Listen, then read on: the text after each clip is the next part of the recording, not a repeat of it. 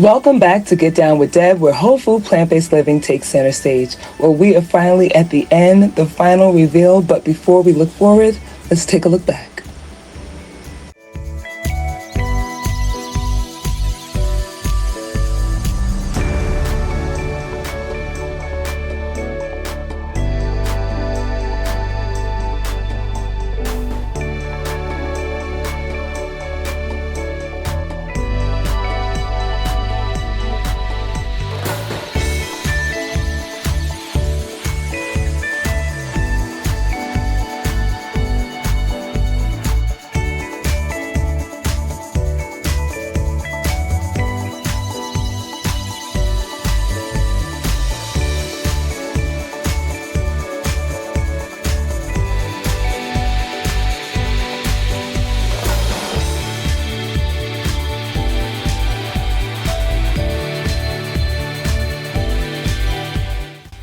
Okay, so this is coming into the backyard. I showed you this before. That's the gate right there. And as soon as you come into the right, I planted these begonias.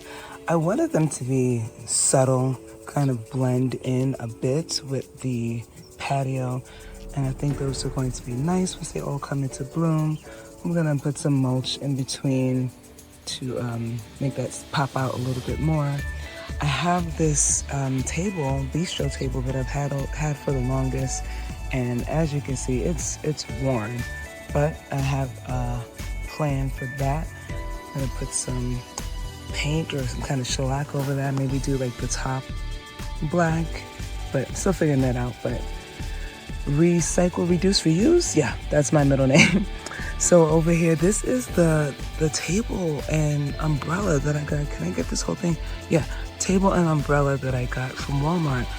$100. It was so cute, so comfortable, and just like the perfect size, I think, for this patio, right? It is a small patio, but 4 people can sit there, have a nice conversation. I can get some lights up underneath there if I want to. Really, really happy with this. I've sat out here and done some work already, like just brought my laptop out. So very excited about that. Haven't had a good table in the backyard for a long time, and this is a decent quality. I'm expecting it to last because I'm going to take care of it. You see, I was eating some pickles over there, some pickled peanuts, and drinking water. And then over here, this is the Adirondack chairs that I have, and those are just chilling right now. They're kind of worn, but it's just extra seating for whoever is coming over. Who's coming over? I don't know. But y'all see it. I know you want to know what's going on. You see the grass. You see it. Remember, this was just all dirt. And I was sighing and uhing the whole time. That grass has come in. I believe I shot a video. I told you, I don't know what I shot, but I believe I shot a video of the seed mat that I bought and I was going to use there. I didn't like it. We had some torrential rain, like right after I purchased it and put it down. So a lot of there's like a biodegradable material that has like fertilizer and the seed in between, and it kind of keeps it in place while the grass is growing, and then the biodegradable material breaks down. Well, with all that torrential rain, a lot of that biodegradable material kind of just like washed away. I had like flooding in the shed over there, which was really annoying. And you see like there's some grass like deep under the hedges over there. That's because a lot of it just washed away. Again, because there was no grass over here and it was just a mudslide, really just terrible. But overall, I just didn't like the way it was coming in. It just wasn't thick enough for me at all. And I really needed this area to dense up as soon as possible. I did not have time to waste. But look at it now. It is not fully dense. This is all new, fresh grass. If I get a little closer, I think you'll be able to see how sparse it is, but it's coming in, y'all. It is coming in. And from afar, ooh, child. Ooh, y'all. Okay, so that's that. I'm very, very, very excited. And you see in the background, I have my water sprinkler going on. That's just a sprinkler that I purchased, have it hooked up to a hose, and I bought a timer so that it goes off at regular intervals, and that's helping me water the grass and also my plants and everything over there. But we'll talk about that in a second. Okay, over here, you remember this is where I had the garbage cans before, and that was the rock bed. And I was like, I don't want to dig this up because it was mostly the rocks that I forgot was there. So I did it. I dug up all those rocks. You saw the video. Separated all the rocks, actually transplanted. It's not transplanting. I moved the rocks over to that back corner over there for now, which is fine because I already had a rock bed over there. But yeah, and I planted the trees, and I have my knockout white rose bush that's right there in the middle. I'm really excited about that. I think that's going to be so beautiful. And with the impatiens, it had a little pop of color with the white, just beautiful. You see, this is one of the trees that died, and again, I don't know what I shot, so we'll talk about it again. I'll just tell you why it died and how I fixed the problem. So that's this over here. Still have to straighten up the back, but that's not the focus. Let me see if I get a little closer.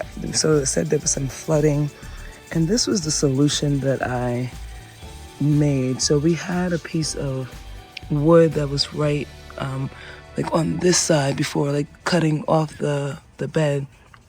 I don't remember why we moved it, but we did, and that was helping prevent water from just rushing down in here because it's a little tiniest pitch, but enough for water to just collect in this area and flood. And if it gets high enough, it will go into the shed, and that's the reason why this shed door is rotting away and all that stuff. But anyway, that's not what we're talking about today. My solution, I had extra, again, recycle, reduce, reuse.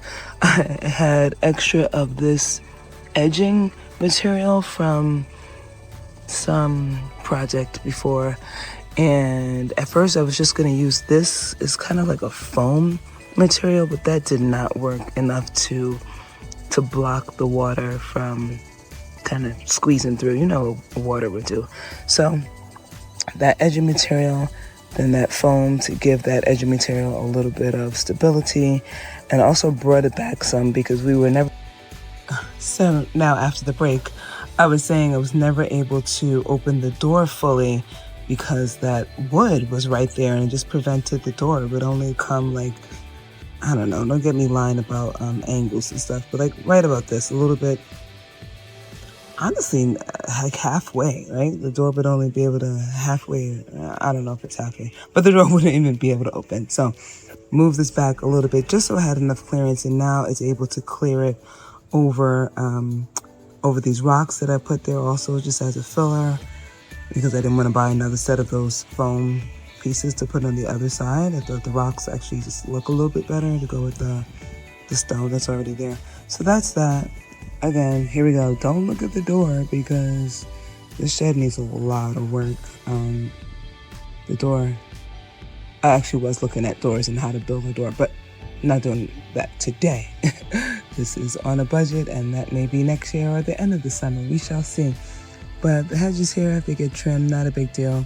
So that's that. Before we go over there, let's talk about my tropical bed. Oh, you see it. You see those elephant ears. They're coming in. And oh, watch how big these grow. It's just so lovely. But just a recap of what we have here. We had the bearded irises that bloomed already, and I trimmed those back. I had these lilies that have been blooming since March when I started this, and now they're have been growing since March, and now they are getting ready to bloom. I believe those are yellow. I don't even know. Then I have my chrysanthemums 1 and 2, and my Rose of Sharon in the middle here.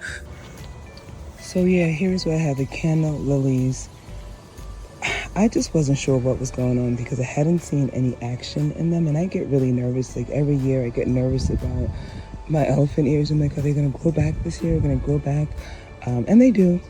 And they just, one pokes their little head out, and the next thing you know, it's just blooming like crazy. But this is the second year that that I have these canna lilies, and they were in a different location, and I'm just really nervous. So I thought maybe I put too much mulch on them.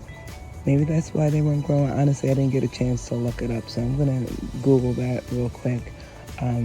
But I wanted to check to see if the plant itself is still there, and it is.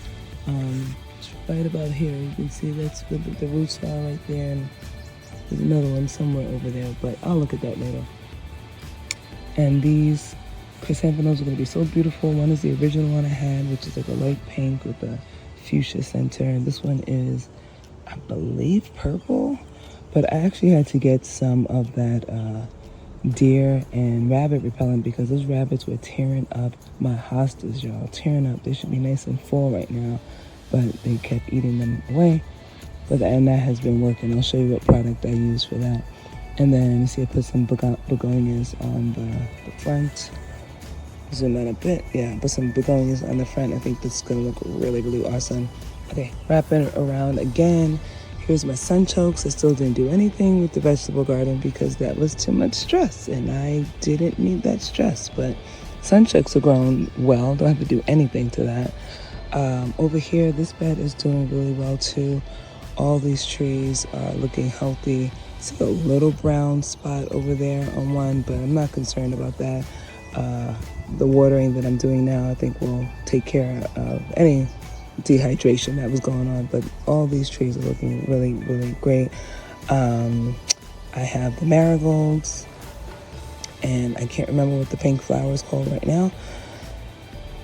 But I think the marigolds are going to look great. And you see it, these berry pots that I planted, nothing. Not 1 ounce of action. I've been keeping them watered. I consider that part of my vegetable garden that I'm not working on right now, so I'm not stressing about that. It'll be fine. Next year. Got you next year, because that's all I have to focus on next year. These chrysanthemums, so excited about these. These are going to be a deep red color. Oh my gosh, let me see. I think I have the label over here. Yeah. Look at that. Mars Madness. You know I'm excited about that. You just say Mars Madness, and I'm thinking the deepest, most beautiful red, and that is going to just pop out so nicely, especially when those marigolds, the yellow, gets nice and full. So that contrast, and then the hints of pink. I think I know what I'm doing. I think it's going to look really nice. So I still have to get the rest of these edger bricks to finish off this bed. But you see the grass growing over here too. And this is where I had those plywood boards. It was probably just like a week ago that I took up those boards and put down the seeds. So again, the weather's just been perfect. It's been cool enough and enough rain plus the watering that I'm doing. So things are looking up. The grass, remember I was complaining all about the grass and don't look at it? Well, you can look at it now because it's beautiful. So over here, I don't know what for sure happened with these hydrangeas. I don't even know. I have to look it up. I think it's overwatering, like that dark edging around the rim. I know for indoor plants, that's a sign of overwatering. And you see I have some mushrooms on this bed as well. I think it was just because I was watering way too much, trying to keep the grass watered. This just got too much water and shocked the system. I don't know, something else for me to Google, but at least they're not dead because I do see some new leaves down there growing. So it's not dead, it just took a beating, but we have time to recover from there. And this is that white hydrangea. Look, it's not even gonna go here in the long run, but I just had to have it. I still don't even know where it's going, but it looks cute for there right now because I think in one of my last videos was saying I want to make this like a Zen garden, which I think would be absolutely beautiful. And I have like a particular tree, some trees that I've been looking at, like Japanese maples. There's so many different kinds. So I'm not pressed to do that right now. Again, in time, all of this will work itself out. This is the timer. This is a timer that I have attached to a sprinkler, and it works wonders. I've had this for a couple years when we needed to grow some grass before. In the middle here was actually a pool. We had an above ground pool here for the longest, and about a couple of years back we took that up, dug up all the sand and the rocks and everything, which is all behind the shed right now, another story. And we used this sprinkler to water the grass, and it worked well. And it's working well again for this new grass. You see it? So yeah, over here, this bed is looking great too. I have these hanging planters, which I love. A lot of these trees are doing okay. This one right here, he's actually looking better, believe it or not. He was looking like he wanted to die like the other one. It's looking like it's starting to catch itself again. So I started rambling a bit, but basically this bed is doing well. I'm going to continue watering it through the sprinkler, and also I'm out every morning with the hose and giving each of those trees about a minute of full flowing water, just really trying to keep them hydrated until they catch themselves. I also see, if you see there in the front, I added some impatiens in this really beautiful coral color. That is going to be gorge when it blooms. Oh my gosh. But yes, this turned out so great. The grass has grown. Look at it. Oh, this has been so wonderful. If you haven't been watching from the beginning, haven't been on this journey with me from day one, please go back and watch episode 1 and see how much progress we made. I think the little snippet in the beginning is helpful, but you really, I wish you could be here so you can just see it. But thank you so much for choosing to get down with Deb. I hope that you continue to watch for more tips, tricks, and whole food plant-based living.